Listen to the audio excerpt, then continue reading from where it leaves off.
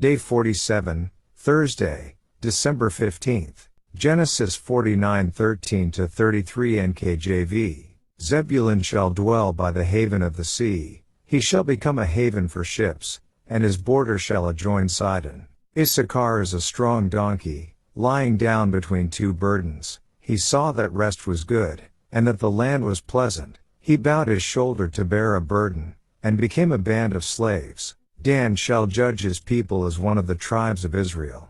Dan shall be a serpent by the way, a viper by the path, that bites the horse's heels so that its rider shall fall backward. I have waited for your salvation, O Lord. Gad, a troop shall tramp upon him, but he shall triumph at last. Bread from Asher shall be rich, and he shall yield royal dainties. Naphtali is a deer let loose, he uses beautiful words. Joseph is a fruitful bough by a well. His branches run over the wall. The archers have bitterly grieved him, shot at him and hated him. But his bow remained in strength, and the arms of his hands were made strong by the hands of the mighty God of Jacob. From there is the shepherd, the stone of Israel, by the God of your father who will help you, and by the Almighty who will bless you with blessings of heaven above, blessings of the deep that lies beneath, blessings of the breasts and of the womb. The blessings of your father have excelled the blessings of my ancestors, up to the utmost bound of the everlasting hills. They shall be on the head of Joseph, and on the crown of the head of him who was separate from his brothers. Benjamin is a ravenous wolf. In the morning he shall devour the prey, and at night he shall divide the spoil. All these are the 12 tribes of Israel, and this is what their father spoke to them. And he blessed them. He blessed each one according to his own blessing. Then he charged them and said to them, I am to be gathered to my people. Bury me with my fathers in the cave that is in the field of Ephron the Hittite, in the cave that is in the field of Machpelah, which is before Mamre in the land of Canaan, which Abraham bought with the field of Ephron the Hittite as a possession for a burial place. There they buried Abraham and Sarah his wife, there they buried Isaac and Rebekah his wife, and there I buried Leah. The field and the cave that is there were purchased from the sons of Heth. And when Jacob had finished commanding his sons, he drew his feet up into the bed and breathed his last, and was gathered to his people. Daily Deep Dive. Verse 13, about Zebulun. John Gill writes, the Sea of Galilee, sometimes called the Sea of Tiberias, and of Gennesaret, and of the Mediterranean Sea, and accordingly, we find that the border of this tribe, when settled in the land of Canaan, was toward the sea. Jos _1910, and this was done, not at the discretion of Joshua, or at the choice of this tribe, but by lot, and which shows that Jacob said this under a spirit of prophecy, and which had its fulfillment 200 years after, and is a full proof of the prescience and providence of God. Verse 14, Issachar is compared to a donkey that is in the middle between two saddle packs. Adam Clarke's commentary states, the two burdens literally mean the two sacks or panniers, one on each side of the animal's body, and couching down between these refers to the well-known propensity of the ass,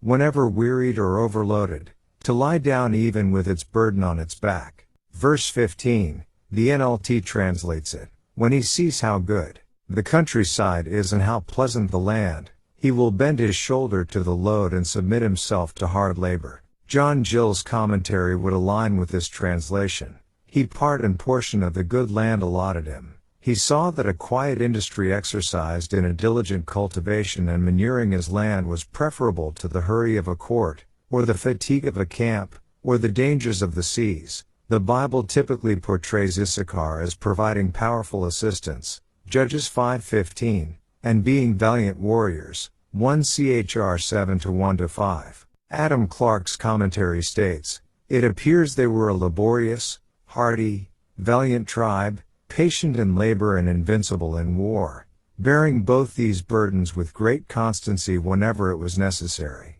Verse 16, Dan, while being the oldest son of Rachel's maid Bilhah, he is shown as not being a lesser tribe or son of Jacob. The NKJV states that Dan will judge people. Again, considering the prophetic nature of Jacob's words, We will later see that the judge Samson would come from this tribe of Dan. Judges 13:2, 15-20. Verse 17, Dan is compared to a serpent. General word for snake is used of Satan in the garden.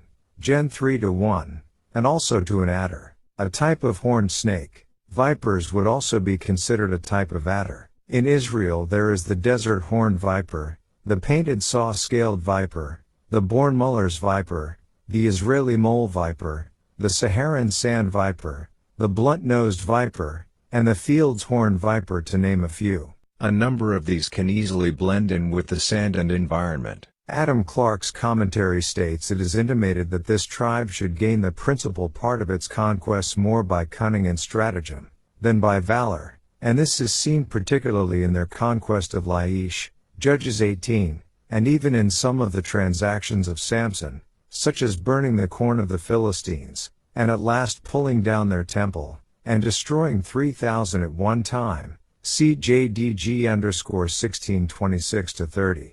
Verse 19, Gad means troop, Brown Driver Briggs. This verse is interesting in that several of the words of this verse are sort of a pun or play on words. Gad, Hebrew Gad troop, Hebrew Gedjud, a band or troop overcome, Hebrew Gud, to invade or attack, used twice in this sentence. All these words are connected to a common root word gadad, which means to penetrate, cut, attack, invade. Here's what John Gill's commentary adds: there is a paronomasia, or an allusion to the name of Gad almost in every word of the verse, which signifies a troop. The whole is a prediction that this tribe would be a warlike one, and have the common fate of war, sometimes be conquered, and at other times conquer, but however should be at last entirely victorious. All the three Targums refer to this tribe passing over Jordan at the head of the armies of Israel, into the land of Canaan, in Joshua's time,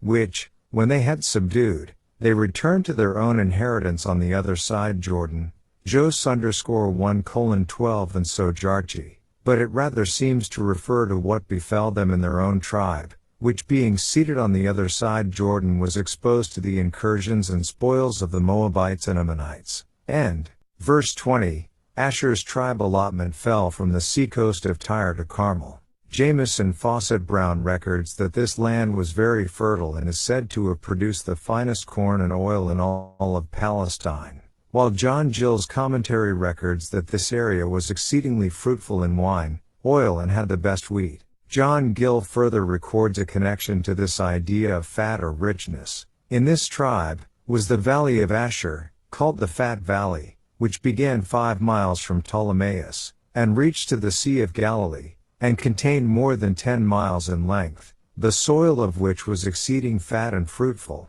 and produced the most delicate wine and wheat, and might be truly called the Fat Valley. Verse 21, NKJV states, Naphtali is a deer let loose. He uses beautiful words. The Hebrew for let loose is used a lot in the Bible. 847x and 566x is translated send, 73x go, send forth, 54x, send away, 48x. All other translations of this word are found 14x or fewer times in the Bible. I wondered whether the tribe of Naphtali was used in the sense of skilled peaceable communicator that would represent Israel in a sort of ambassador-like role, but I couldn't find that to be the case. John Gill states this, some will have this prophecy to be fulfilled in Barak, as Ben-Jersam, Abendana, and others, who was of this tribe, and who at first was fearful like the hind, and backward to go out to war when called, but afterwards readily went out with Deborah, and at last gave goodly words in the song they both sung. But it better describes the genius, disposition, and manners of the tribe, who were kind and loving, swift and expeditious in their affairs, lovers of liberty, well-spoken persons, humane, affable, courteous, of a good address and pleasing language. Verse 22, in speaking of Joseph here, we understand that this also includes Ephraim and Manasseh, compared Joshua 17:17. The translation of this verse is a bit of a mystery to me. I would like to take a fresh look at the Hebrew words to try to gain a clear meaning of these words. Joseph means will add or adding. We see the next connection with him being fruitful. This is the same word God used in Genesis 1:22-28 about be fruitful and multiply. The word bow is a strange translation to me. The Hebrew word is used 4,906 times in the Odd and is almost always translated son 2,978x or children/child 1,578x. The clear sense to me is that Joseph is to be a fruitful son who produces a lot of people and offspring for Jacob. This is then repeated that he is a fruitful son by a well. This word for well is found 887x and is translated as eye or sight 711x. It is translated fountain or well 22x. Is it saying, Joseph is a fruitful son by sight, or in other words, it's clear to see that Joseph has become fruitful? Not sure. If fountain or well is intended, then it would make sense that like water makes plants fruitful, Joseph is connected to a source that makes him fruitful. This verse continues and the NKJV uses the word branches. Out of 588x this Hebrew word is used. This is the only time they translated it branches. It's almost always translated daughters 526x. It's also occasionally translated town/village 44x, and after that it's a few various words. So what does his daughters do? They run or go over the wall. Young's literal translation renders this verse as Joseph is a fruitful son by a fountain. Daughters step over the wall. This seems to allude that this fruitful son, his offspring spread out beyond their natural borders and create cities. Beyond the border, John Gill states, which some refer to the daughters of Manasseh and Zelophehad, who received their inheritance on both sides of Jordan, and others interpreted of the cities of the tribes of Ephraim and Manasseh, as cities are sometimes called. Verse 23, this verse tells us that Joseph, Ephraim and Manasseh, will have enemies attack them out of bitterness and hate. Yet, in verse 24, we find that in spite of enemies trying to hurt him and his descendants, that through God's direct intervention and help, they will remain strong. Verse 25, we continue to see that it is by God's direct blessings that will cause blessings from all directions and in so many ways that would confound common logic. These blessings, as verse 26 adds, will exceed even the blessings of the patriarchs. Verse 27, finally we come to the youngest Benjamin. Benjamin is described as a wolf with a ravenous appetite, starting early in the day and not quitting until nightfall. John Gill's commentary records numerous ways this scripture could be prophetic through time. We have an early instance of the valor and success of this tribe in a war waged with all the other tribes, and in two pitched battles, in one with 26,000 men it beat 400,000.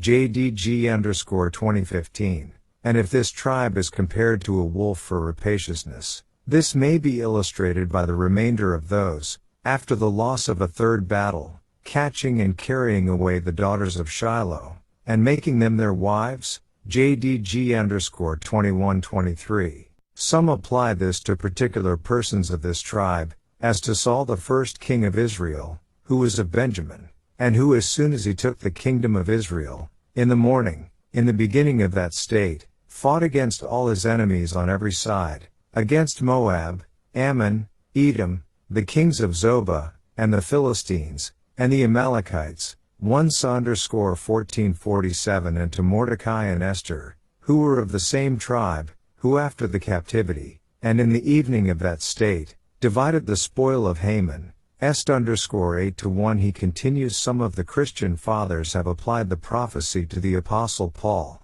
who was of the tribe of Benjamin, who in the morning of his youth was a fierce and ravenous persecutor, and made havoc of the church of God, and in the evening, or latter part of his life, spent his days in dividing the spoil of Satan among the Gentiles. End.